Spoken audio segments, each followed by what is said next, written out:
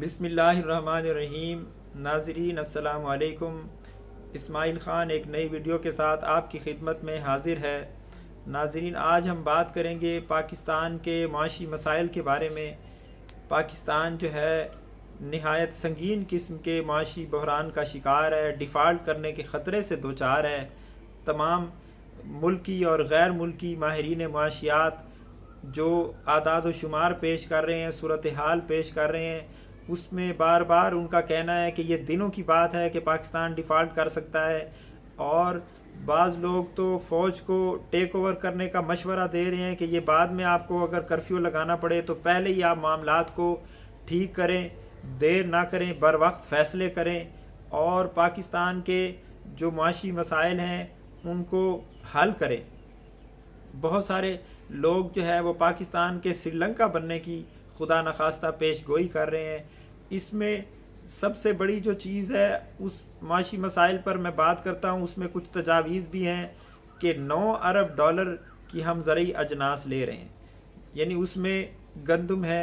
گندم میں خود کفالت جو ہے وہ ایک خواب بن چکا ہے، ہم گندم میں خود کفیل نہیں ہیں۔ اس سال پاکستان میں موسم کی شدت کی وجہ سے بھی گندم کی پیداوار کم ہوئی ہے، بارشیں کم ہوئی ہیں، اس کی وجہ سے بھی اثر پڑا ہے۔ تو پاکستان میں تقریباً 30 لاکھ ٹن سے زیادہ جو گندم ہے وہ آپ کو مزید درکار ہے۔ اس کے بعد ہی پاکستان کا سال کا جو عرصہ ہے وہ خوراک میں صحیح پورا ہو سکتا ہے۔ تو 9 ارب ڈالر کی زرعی اجناس، گندم، تیل، کوکنگ آئل یعنی پام آئل آپ منگواتے ہیں، اس کے علاوہ دالیں ہیں اور مزید جو کھانے پینے کی چیزیں ہیں پاکستان منگوا رہا ہے۔ یہ پاکستان پر ایک مستقل بوجھ ہے۔ اس کا طریقہ یہ ہے کہ پاکستان جو ہے وہ خوراک میں خود کفالت حاصل کرے، گندم میں خود کفالت حاصل کریں۔ پاکستان میں سورج مکھی سویا بین کی جو فصل ہے اس کو پاکستان فروغ دے، پاکستان کو پام آئل نہ منگوانا پڑے گھی بنانے کے لیے یا کوکنگ آئل بنانے کے لیے، گندم نہ منگوانی پڑے، دالیں جو ہیں پاکستان میں اگائی جائیں۔ ایک زمانہ تھا کہ پاکستان دالوں میں خود کفیل ہوا کرتا تھا، اور یہ زمانہ آ گیا ہے کہ پاکستان جو ہے وہ 200 ارب کی دالیں منگوائی ہیں پچھلے سال۔ تو اس سال بھی یہی صورتحال رہے گی، آپ کو دالیں باہر سے منگوانا پڑ رہی ہیں، اور اس کی وجہ سے ان کے ریٹس بھی بڑھتے جا رہے ہیں۔ اور اس کے علاوہ 14 ارب ڈالر کا آپ جو ہے وہ پیٹرولیم مصنوعات آپ منگوا رہے ہیں۔ پیٹرولیم مصنوعات میں اس معاملے کا سلوشن ہم ڈنمارک کے ماڈل کو سامنے رکھ سکتے ہیں۔ جب شاہ فیصل نے یورپ کے لیے، امریکہ کے لیے پیٹرول بند کر دیا تھا، تو ڈنمارک نے اپنے ملک میں اس طرح کی صورتحال سے نمٹنے کے لیے انہوں نے ایک مستقل پلان بنایا۔ وہاں پر انہوں نے سائیکل کی سواری کو فروغ دیا جو آج تک جاری ہے۔ سائیکل کے لیے انہوں نے علیحدہ ٹریکس بنائے۔ وہاں پر ایک چھوٹا سا ملک ہے، 42,000 مربع کلومیٹر ڈنمارک، انہوں نے وہاں پر 9,000 کلومیٹر جو ہے وہ جو سائیکل ہے اس کے لیے انہوں نے ٹریک بنایا۔ شہزادے، شہزادیاں، بادشاہ، ملکہ، وزیر اعظم، تمام لوگ، افسران، اعلیٰ حکام سائیکل پر سفر کرتے ہیں۔ دارالحکومت جو کیپٹل سٹی ہے کوپن ہیگن، وہاں پر آپ کو کاریں کم نظر آئیں گی۔ کاروں پر انہوں نے بہت زیادہ ٹیکس لگایا، اس کو مہنگا کیا، کیونکہ آپ پاکستان میں جو پیٹرول خرچ کر رہے ہیں کہ ایک ہر شخص جو ہے وہ معمولی ضرورت کے لیے بھی پیٹرول خرچ کر رہا ہے۔ موٹر سائیکل کا استعمال بہت زیادہ ہو گیا ہے، 10-15 لاکھ موٹر سائیکل پاکستان میں سالانہ بک رہی ہیں۔ تو وہ پیٹرول جو خرچ ہو رہا ہے اس کے لیے آپ کے پاس ڈالر نہیں ہے، آپ وہ قرضہ لے کے پیٹرول خرچ کر رہے ہیں۔ پبلک ٹرانسپورٹ کو فروغ دیا جائے، ریلوے سسٹم کو بہتر کیا جائے تاکہ لوگ اس پر سفر کریں۔ آئل ٹینکرز، یہ جو مافیا ہے اس کو کم کیا جائے، یہ حادثات کی وجہ بھی بنتے ہیں اور آپ کے جو زر مبادلہ کے ذخائر ہیں اس میں کمی کا باعث بھی بنتے ہیں۔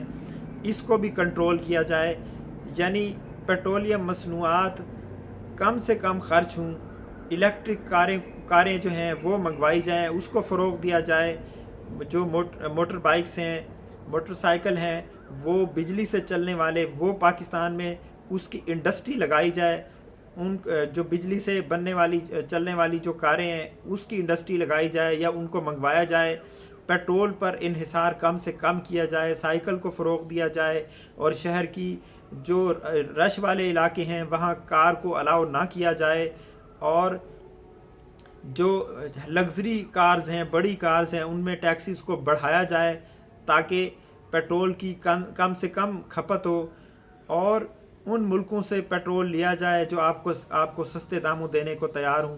لیکن اس کے باوجود پیٹرول کو کم سے کم آپ اگر خرچ کریں گے، ایسی احتیاطی تدابیر اختیار کریں گے، تبھی پاکستان اپنے پاؤں پر کھڑا ہو سکتا ہے۔ یہ چیزیں ہیں جو پاکستان کو مقروض کر رہی ہیں۔ ایک تو باہر کی کمپنیوں سے گاڑیاں خریدتے ہیں، پھر ان سے ہم پیٹرول بھی باہر سے خریدتے ہیں، تو دونوں ہی ہماری جیب پر یہ بوجھ بن رہے ہیں، اور ہم نے اس مسئلے کو حل کرنے کے لیے کوئی اقدام نہیں کیا۔ چائنا میں انہوں نے ریلوے کے سسٹم کو ٹھیک کیا ہے، دنیا کا ماڈرن جدید ترین ریلوے سسٹم وہ لائے ہیں، انہوں نے پبلک ٹرانسپورٹ کو فروغ دیا ہے، انہوں نے بجلی سے چلنے والی موٹر سائیکلوں کو فروغ دیا ہے، انہوں نے سائیکلوں کو فروغ دیا ہے، جس سے پیٹرول کی کھپت جو ہے اس میں کمی آئی ہے۔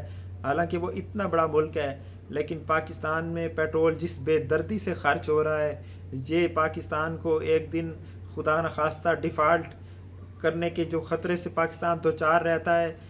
یہ ہو سکتا ہے کہ اس طرح ہم پیٹرول خرچ کرتے رہے تو پھر سری لنکا والا انجام ہمارا نہ ہو جائے کہ ہم واقعی ہم ڈیفالٹ کر جائیں اور ہمارے پاس بھی پیٹرول ختم ہو جائے اور ہمارے پاس ڈالرز نہ ہوں لینے کے لیے۔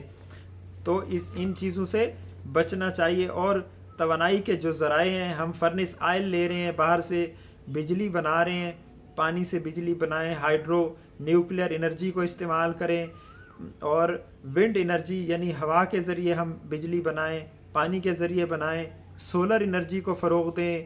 فرنس آئل پر بہت پاکستان کے زر مبادلہ خرچ ہوتا ہے، اس سے بھی پاکستان کی معیشت پر بوجھ پڑتا ہے۔ اگر ہم پن بجلی بنائیں، ونڈ انرجی کو فروغ دیں، سولر انرجی کو فروغ دیں، تو یہ پاکستان کی معیشت پر بوجھ کم ہوگا، خوشحالی آئے گی، بجلی سستی لوگوں کو ملے گی، انڈسٹری اپنے پاؤں پر کھڑی ہوگی، کیونکہ جب مہنگی بجلی سے پروڈکٹ بنتی ہیں تو وہ مہنگی ہوتی ہیں۔ جب آپ عالمی مارکیٹ میں چیزیں لے کر جاتے ہیں تو آپ مقابلہ نہیں کر سکتے، کیونکہ بنگلہ دیش یا دوسرے ملکوں میں وہ چیزیں کم قیمت پر تیار ہوئی ہوتی ہیں اور ان کی کوالٹی بھی آپ سے بہتر ہوتی ہے۔ تو اس طرح پاکستان کے جو معاشی مسائل ہیں ان کو حل کیا جا سکتا ہے۔ یہ اس میں سے چند تجاویز تھیں، اور جو علل تللے ہیں حکمرانوں کے، ان کو غیر ضروری مراعات دی ہوئی ہیں، سیاستدانوں کو، اعلیٰ افسران کو، حکام کو، ایک افسر کو ماہانہ اتنا پیٹرول بے دردی سے وہ خرچ کر رہے ہیں، ان کو مہیا کیا جا رہا ہے فری میں، ان کو اس سلسلے کو بند کیا جائے، اور غیر ضروری مراعات جو ہیں وہ بند کی جائیں، اور بڑے بڑے جو اخراجات، غیر ترقیاتی اخراجات ہیں جو صرف حکمرانوں کی عیاشیوں پر خرچ ہو رہے ہیں، اس کو بھی بند کیا جائے۔ اگر ایسا نہ کیا گیا تو پاکستان اسی حالت میں رہے گا، اور خواجہ آصف نے 100% درست کہا ہے کہ پاکستان وینٹیلیٹر پر ہے۔ اس کو اگر وینٹیلیٹر سے نکالنا ہے تو پہلے آپ کو بچت کرنی پڑے گی، آپ کو پیٹرول کی بچت کرنی پڑے گی، آپ کو متبادل انرجی کے ذرائع پیدا کرنے پڑیں گے، آپ کو خوراک میں خود کفالت حاصل کرنا پڑے گی، ورنہ یہ سلسلہ چلتا رہے گا۔ آج تک کے لیے اتنا ہی، انشاءاللہ ملتے ہیں نیکسٹ ویڈیو میں۔ اللہ حافظ۔